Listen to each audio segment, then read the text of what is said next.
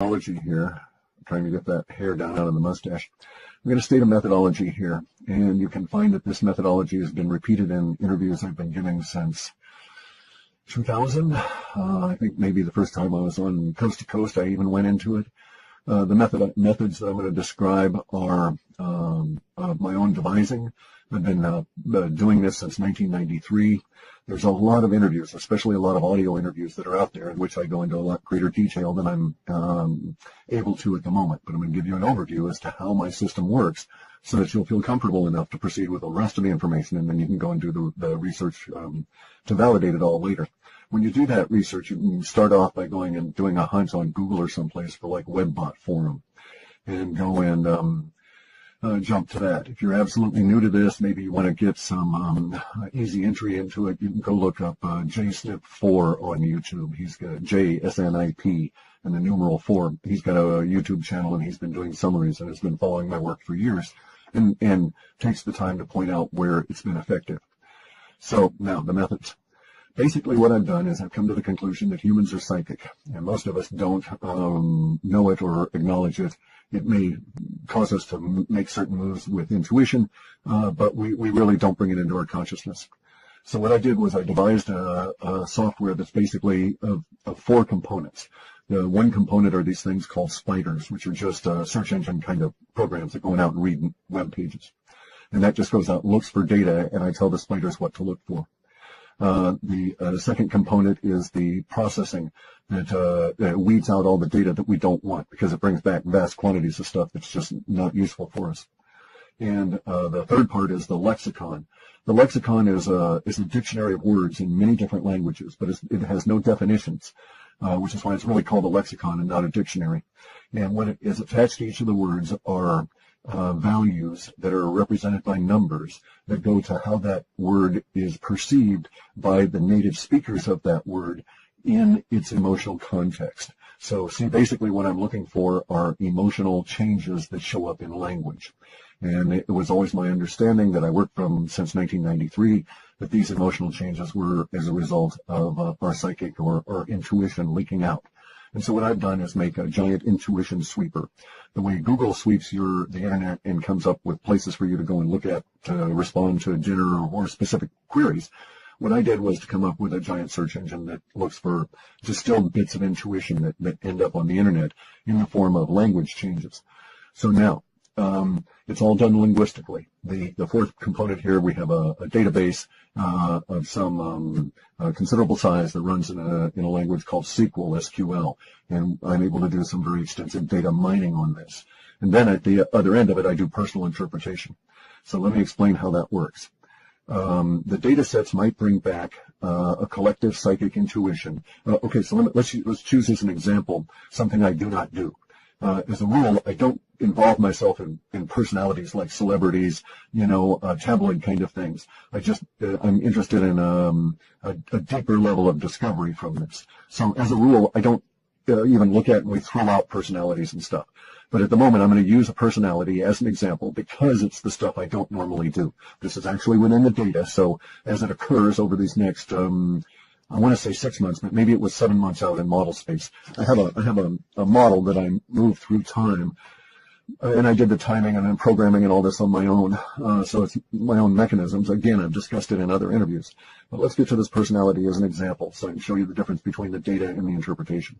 So the data says that there's this actor by the name of Luke Wilson that's going to be involved in some form of a car wreck. A car accident. This car accident, I think, as I say, is going to occur over the next 6 months, but maybe it was 7 months. I don't remember at the moment. I hadn't really thought at the time I saw this that I was going to use it as an example, and so I didn't make any notes about it. And I'm just doing this from memory. But anyway, so that's the data sets provide that kind of information, and it's a very concise, very cryptic, because it's just basically accident, and then under accident there's a supporting set that goes to cars, and then there's the other set that ties in Luke Wilson by name. Now, then the interpretation part is there's a lot of other data sets in there that bring back all these other words. So what I'm doing is I'm interpreting that Luke Wilson will be involved in a car accident, as the data says, but that he's not going to be a participant in the accident. He's going to be more of a witness. And so that's how he's going to show up within the referenced language. It also helps, by the way, to note that our process here brings up language that's likely to appear after the event. So I don't really get into a description of the event. I get a description of all the words we're going to be using to talk about the event after it has occurred, or after it has not occurred and we're still discussing it all. So let's get back to Luke Wilson, and then I'll give you another quick example here, and then we'll go on with the data. And so my interpretation here, the interpretation part, is that he's going to be a participant in an oblique or peripheral sense, not actually in the driving either car, that kind of a thing. And I could lay out the data that shows as to why I think that, because of these supporting sets that have legal language and some other things in them. Now, so that's the interpretation part around the actual data set showing up. So there's two components in each and every element of a future forecast. Okay, so now let's look at the elements of language and how an event can occur and not occur, yet still produce the same kind of language. Let's just say we took a Super Bowl. The Super Bowl happens, everybody talks about it the media talks it up until it occurs, and then everybody talks about it for about 36 hours after that, and then it sort of falls away very rapidly. I know this from my spiders and how language moves. And so for that next 36 hours, everybody's talking about the Super Bowl, asking each other, we're discussing it all, and, their experiences and so on. Now, it's my contention that if the media had done their regular run up to the Super Bowl and then it had not occurred, the day before the stadium was supposed to be used, every toilet in that whole region broke, and it was not possible to bring in any toilets, so they canceled the Super Bowl. This is a far out example, right? And therefore, for the next 36 hours, everybody would talk about the Super Bowl that didn't happen. And so we would get the same level of language about that Super Bowl, regardless of whether the event occurred or not. And so you see our conundrum. We get language forecasts, not descriptions of events. Ergo, I'm in a situation here where if I perceive that there's going to be an event, it could be that, it's going to be an event of omission as opposed to commission, in the sense of something is missing rather than occurring. And I just can't tell the difference from the language we get, because we get the language that says Luke Wilson car wreck, and then some other legal language and other modifiers, peripheral sets in this, that lead me to suspect that he's just going to be, along for the ride in a legal sense and not really a participant. So I can make that sort of an interpretation on the data that's being presented. But in some cases, like the Super Bowl, maybe I could make a guess that it would be a situation of the Super Bowl not occurring, but within the language I might be presented, it may not be clear at all that there's any kind of a hiccup going on, because there's the same number of words, they have the same kind of things within them. You would ask yourself and talk about the same sort of situations, more or less, because in the case of the Super Bowl not happening, you would say, well, what if so-and-so had, done this and so on. So you'd speculate a lot more. So you see the issues that are involved at a very high level, very skimming the surface in the work I do. So, all right, so I've said that. Now, I've been doing this since 97 when I did my first run. I started working on the programming in 93. It took me a long time 4 years to do the initial work and research on this, because I had to make a living. I was working for Microsoft and GEC Marconi and all these airlines and writing code and stuff for people. So that's what I was doing at the time. I was a software engineer, specializing in very large databases and data mining and interesting kinds of projects at a very high end. I program in a number of languages. My core language is C. I do some assembler. I like C a lot. C++. I don't need the overhead. I do encapsulation. And I like Prolog. Prolog is a self-compiling artificial intelligence language, but I hate using the word AI because everybody thinks of smart, self-aware computers, which I contend cannot happen. Anyway, though. There you go. See, there was a divergence. We shouldn't have gone there. So now let's get into the situation that really brings me to doing the video. As I said earlier, this should have been addressed as my fellow Americans, because everybody in North America is going to suffer the same kind of circumstances that are going to, as myself, over these next few years. Our data set suggests that these circumstances are not going to be good in one way. I mean, they're going to be a challenge, a struggle. Now, I happen to have a philosophical approach that challenge and struggle is good. That's why we're here on Earth, to learn. And you don't learn sitting on your ass watching TV or, playing video games. You may get your twitch fingers really good, but you never really deal with any of your karma. And well, that's all about to change. According to our data sets, we're into it right now. And if you follow anything at all, you'll, even if you're new to this work, you'll have been brought here by some occurrence in your life that impacts on some of the subjects we're going to discuss here, or is impacted by some of the subjects we're going to discuss here today. And those subjects include basically the economic underpinnings of life as we know it, eroding away visibly in front of you over these next few months and then into the rest of this year. The erosion is described in our data sets as being so fast. The collapse of all of the bubbles that the Federal Reserve and the criminalists have put together is described as happening so fast that there's major changes in society that occur at a what is seemingly a blinding speed, given the usual rate at which change might occur. Now, note that the powers that be, politicians and everybody, they don't like change in our society. Politicians are followers. They follow polls. They follow the masses. They're not leaders in that sense. So they don't like change because it causes them to have to change, and they feel uncomfortable because until they get a poll reading on it, they don't know how you're going to react, and they're paranoid. So you can't trust politicians to lead anytime, anywhere, under any circumstances. And we're in a situation now where the economic bubbles are all going to pop. You'll notice this today, tomorrow, the day after, by a sudden scramble, and I mean panic. A struggle that's going to work its way up to a panic to own gold or silver. This is going to sweep over everybody you know at some point. It doesn't matter where you are, basically on the planet, because the collapse of the paper currency system is going to be a pandemic across all of the nations. It's going to be endemic to the society. You won't be able to escape it. It'll reach into every corner. Some people will benefit. You know, they were smart. They knew what to do. They saw it coming. Most people will not. Most people will be caught unawares, and they will be thrown into resources or into searching for resources that they really don't have too much of a clue about. So this is not the place that you're going to get educated on how to go out and buy gold or silver or any of this. By the time you're listening to this, if you haven't got a substantial amount of gold or silver stored relative to the amount of coins and a few dollars you've got, you may as well not even try because it'll be too difficult to obtain, and the prices, you'll be chasing price. If you're an investor or a speculator and you have that kind of money, have at it. You have nothing to lose in terms of chasing that price, because those prices are going to go into what would be considered to be astronomical terms. And fundamentally, it all comes down to a necessary human reaction and what's going to happen that's going to cause those reactions. And so let me go into that very briefly. The powers that be that are behind the debt-based, paper-based monetary system have set up circumstances that is going to cause their minions, such as the Federal Reserve, Congress, all these people they control, to react in certain ways. The conditions exist. They've existed for a number of years, and they've been building and building until they finally got to that. I think it's Peter Schiff that uses the example, maybe I'm incorrect, of the last snowflake. But nonetheless, the last snowflake has hit the huge mass hanging on Mount Rainier, and it started an avalanche that's going to turn into a lahar.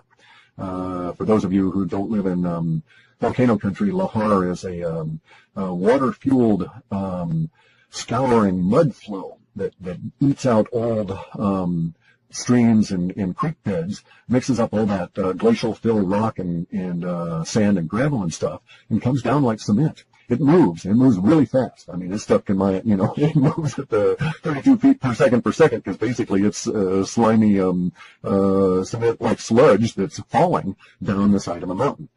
And when it hits, it's like wet cement, a whole tsunami of it. So it's really dangerous stuff. So we have a lahar coming to North America. Now, the lahar is going to affect all of us more than the rest of the planet because we're stuck behind the dollar.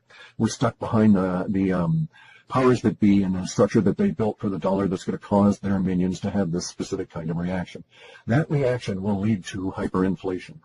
And by hyperinflation, I'm specifically referring to a situation that will cause goods that you may need, dish soap, that kind of thing, to be very, very difficult to obtain, and the prices will be hard to take. I mean, the prices in dollar terms are going to be very difficult to deal with. And this is also going to involve, because of the way that this crash is going to occur, and this is really the reason why I'm doing this video at the moment, is that there is a very considerable chance, I don't want to use that word, there is a huge potential in the energy sense, in the electrical sense. We've got a very large potential that the just-in-time delivery system will come to a grinding halt all across North America. If that should occur, and I'm going to actually start saying when that occurs, the conditions that you'll face will be that the stores will empty and they will not be refilled. And you'll go back to that store 2 days after you went and bought milk and there won't be any milk. You'll go back and they'll say, well, we'll get some in a few days. And the fact of the matter is that they won't. And then perhaps even 2 or 3 or 4 or 5 days after that, the employees won't even show up. We don't know how it's going to actually mature at the individual level, and it's going to really depend where you are and how much of the material that you use in your life is locally sourced. Because we've gotten a situation where everything that travels over the roads to get to the stores that you consume is basically riding there, floating there on a sea of paper debt credit. The guy, when he fuels up his truck to drive the goods from the supplier, secondary supplier over to Walmart, he fuels his truck up on a credit card that runs on credit. He doesn't actually carry cash to make the purchases that get him from one part of the country to the other with that load of goods to go into the Walmart. He personally uses credit card more often than not, purchases everything that way, and he's with the vast majority of people in the country.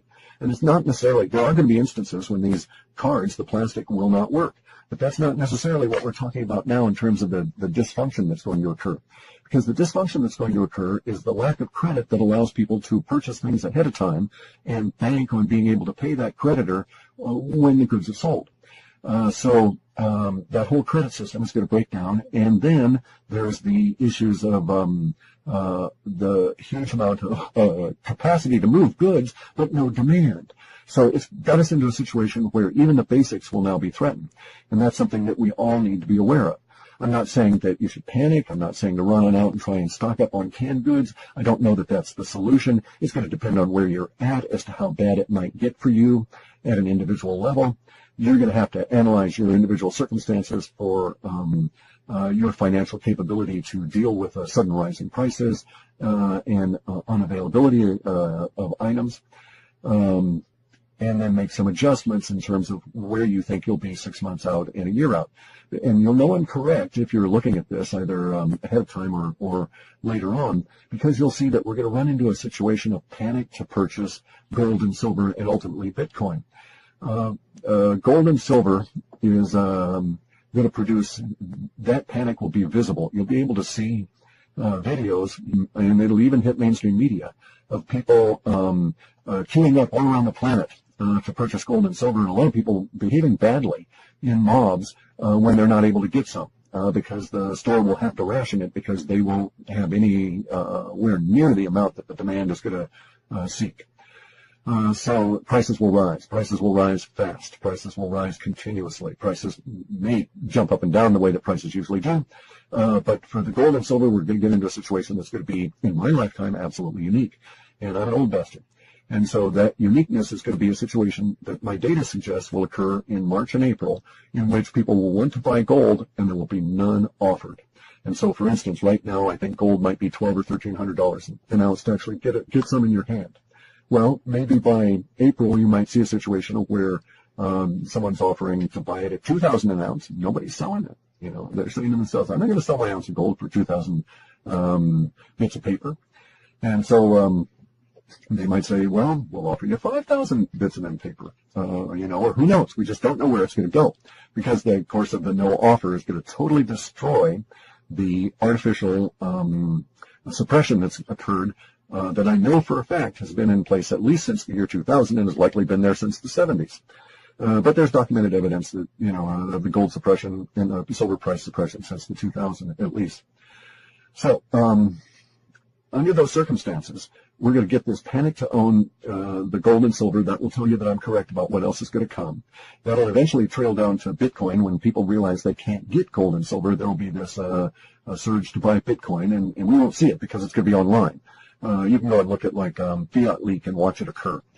This is going to be global. We're going to see currencies all over start taking really big swings in volatility.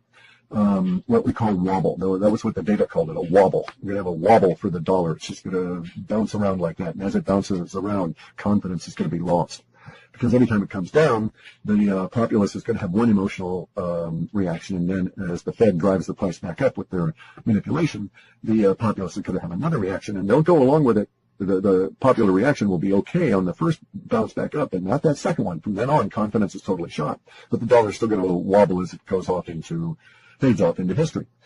So if you're in North America, you're going to have to deal with the destruction of the currency that has moved my entire life. It's moved me through this planet my entire life.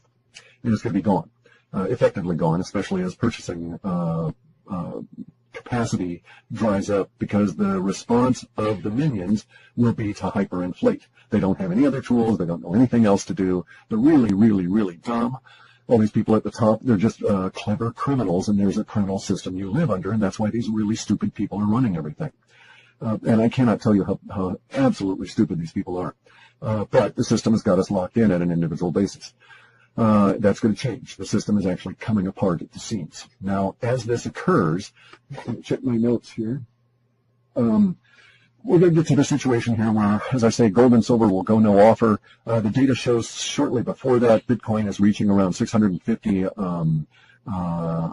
US dollars per Bitcoin. It's going to go much higher than that. But it's because the dollar is becoming worthless, not that these things are more valuable. Their value will now be recognized. There's another key difference, is that, yes, there will be a fundamental change in the nature of gold and silver, because gold and silver in and of themselves are just rocks, just minerals, and they can't do anything. There's no emotional component there. There's no life as we understand it within those rocks. But what does motivate and move gold and silver around the planet is the human reaction to it. And that is to say, the perception that humans have for value in these rocks will change very radically as the perception that and faith that they used to put into paper now shifts to something a little bit more solid and substantial. And so everybody will want these rocks and will give up on paper. And as I say, a little joking, rock, paper, scissors is a game, okay? In real life, rock wins every time. Now, we've been surrounded by paper, just metaphorically. Rock's been surrounded by paper for a long time. Now that paper is just burning off. Okay, so let's set us up for the projections for the rest of this year, and then get on to the hopefully the end of this video. All right, so we have a situation where we're going to have panic to own gold and silver, long lines, people behaving badly. We're going to get to the point where the just-in-time distribution system, and I'm talking specifically North America here. I don't have time in this video to devote to data sets outside of that parameter. We have a just-in-time delivery system crumbling. We have stores shuttering, people going home because they don't have any employment. We'll have all of this ATMs and other problems as the electronics give us a bit of an issue. And then we're going to have weather problems that are going to be quite severe this year.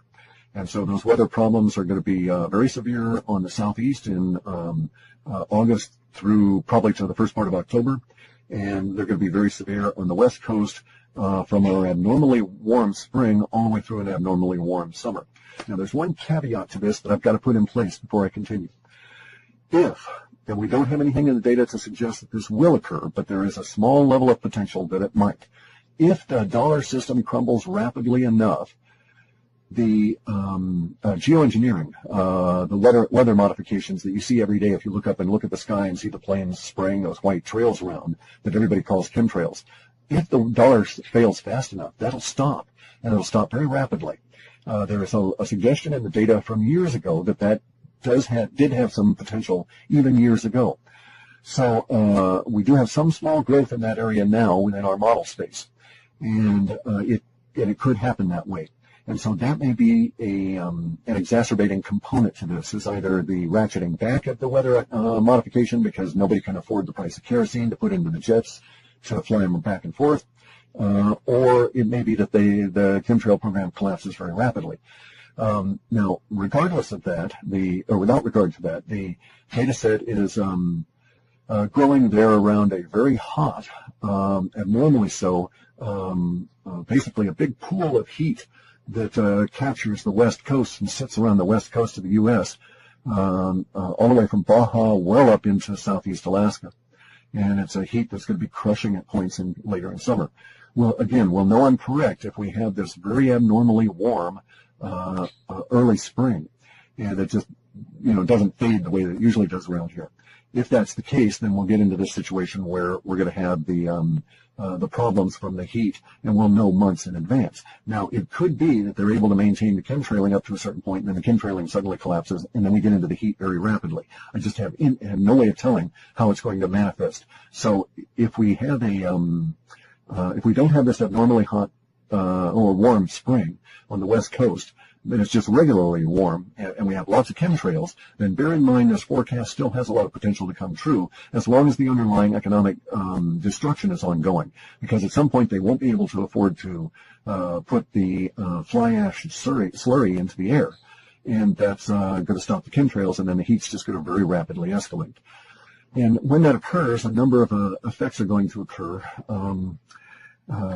within the social order and within the environment, as may be expected. And we're all going to have to deal with these. So I'm not trying to pimp my reports or anything like that. We're all going to live through this. And my reports, my accuracy level is better than chance. I figure I'm at least 50% of all of the predictions either come out accurately and on time, or accurately and off time. So chance would have it be about 20 to 24%. So under the circumstances, you're going to have to decide how you're going to deal with a situation where we have a heat wave on the west coast that may extend inland some considerable distance and into the southwest that might cause severe problems for your environment, especially at a time when electricity may not be all that reliable. See, all this stuff's going to hit us all at once. The broken credit system is going to destroy the just-in-time delivery system, which includes fuels for power plants, which produce electricity to produce the electricity you need to keep the air conditioning on. And at the same time, we're going to have it's going to be exceptionally hot. And you're going to have to rely more on that air conditioning and or whatever cooling you've got, and you're going to find it's difficult to get around because a lot of the infrastructure around you is starting to basically react to an overly heated sun, and you're just sort of not really prepared to deal with it because you've been kept in sort of a little geoengineering cocoon for the last few years that may rapidly disappear. Now, I happen to think we've got to, I like taking my pain right now and getting it over with, right? I don't want to delay pain. If there's pain, I want to eat it, as the Taoists say. Eat your pain now, and get that karma out of you, and get past it. So I want the geoengineering to go away, but I need to advise everybody that I'm very realistic about what's going to happen when that does. It's not going to be very pleasant, and we have to adapt. And so there's going to be a lot of adaptation going on. And this is the other component of this. The good part of the reports that we've had here for the past few years have been saying that basically we're in a renaissance period, long delayed, that's been held in abeyance by the manipulation of the economic system. If the economic system had collapsed in '87, we would be into just such a kick-ass renaissance now. It would not matter that the environment is radically changing, because we would have already started adapting in the early 90s, that kind of a deal. But we've been held in this artificial cocoon of control that has been trying to preserve their control, and in the cost to all of us was that there hasn't been an acknowledgement of the real changes in which we're actually living. Change happens, people. We got to get there. Got to understand this. So we're now in a situation where the confluence of events is going to bring all of this and put it on our plate here, and I think we're going to get all this hitting us around July, just as hyperinflation really kicks off. And by hyperinflation, I mean very stupid, dumb people that run things in the criminal system that has got us all locked into control will respond to the economic crisis as expected, and will print vast quantities of digital dollars until they just can't print anymore, until it just doesn't make any more sense and no one's listening to them. And so we might see, numbers being invented, quadrillions or something, for new kinds of numbers, because we're printing them out so fast that we make Zimbabwe look like pikers, look like they had no vision on how to hyperinflate. We got some really stupid people running things. Now, the good part of all of this is that as the paper debt collapses, we're going to get back to what's known as sound money, which is these rocks I'm talking about, gold and silver, and the new electronic rock that is Bitcoin. When we do this, you'll find that the social order changes around you. And it is because there's a new ethos, because you can't fuck people over in gold and silver deals and live to walk around, right? I mean, it's like you got to get real with things. The people with the paper money system have done everything they can to put layers and layers and layers and layers of minions between themselves and any justice at all. That goes away with the paper debt system. All of the politicians you know go away with the end of the paper debt system. Who gives a rat's ass about that old fart Hillary or hair boy Trump when there's no dollars behind them? You know, when Trump's casinos are empty, or not empty, where they just have thousands of squatters living in them, and because the economic system has collapsed and those people's homes were washed away in the storms, they saw the casino and they said, hey, I'm going to go live there. You know, up yours, Trump. And by then, no one gives a rat's ass about Trump anyway. You know, that's the kind of world we're going to be getting into. It may actually come to the point where the, quote, federal government does not have the money to front an election. It will come to the point, and we'll start seeing that within our data shows us anyway, it will come to the point by August that we'll recognize that the moral bankruptcy as well as the physical or actual economic bankruptcy of the two major parties. So hooray, the political oligarchy and dictatorship that we've lived under, it's gone. It's dying in 2016. I don't vote. It's a mud's game. They've got everything rigged. And you know it's rigged because they're going to present you two people and they're going to say that this is the best that America has to offer. You know, Hillary Clinton, the whore for the elite, or Donald Trump, the other whore for the elite. You know, that's the best that America has to offer. No. I got better people here in Olympia than either of those two. So, sorry, didn't mean to get into that. Anyway, so here's where it's at, guys. It's going to be really harsh for us this year, and something you have to pay attention to now, if you've got any inclination at all, is gardening when it counts. I think there's even a book by that name, like Gardening When You Have to Depend on It, or Gardening When It Counts. And that's where we're at now. That's why I'm bringing this up, because food's going to be an issue. It's not going to be a question of, how much you're going to pay for that tomato. It's going to be a question of, do you have that tomato out of season? Probably not. Not if you're not figuring a way of growing it next year. So that's the route it's going to go. You're going to learn a whole lot about food, because it's going to be a very key issue as we go forward. We live in a hugely resource-rich environment that's been kept from us by the paper debt system. And we now have to learn to explore that hugely rich environment around us in really creative ways, because the paper debt system is coming down. Without that, you've got to figure ways to make yourself an asset to the universe, because otherwise you're a liability to everybody. And in a harsh world like that, liabilities go quick. And you don't want to be in that group that goes quick. So, hang on a second. Brain's moving here. So you need to figure ways to